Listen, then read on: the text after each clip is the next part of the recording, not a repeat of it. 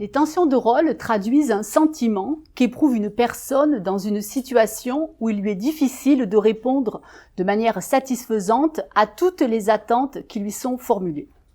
S'appuyant notamment sur la théorie des rôles de Kant, les chercheurs s'accordent pour distinguer trois formes de tension de rôle. L'ambiguïté de rôle, la surcharge de travail, appelée également surcharge de rôle, et le conflit de rôle.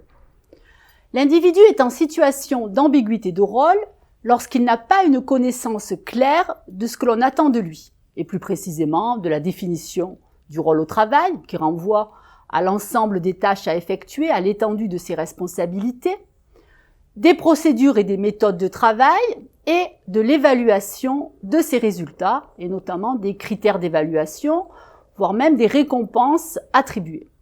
L'individu est en situation de conflit de rôle lorsqu'il doit faire face à des attentes de rôle incompatibles entre elles. Autrement dit, lorsqu'il reçoit des injonctions paradoxales. 4 types de conflits de rôle peuvent survenir: le conflit intra-émetteur, inter-émetteur, inter-rôle et personnel.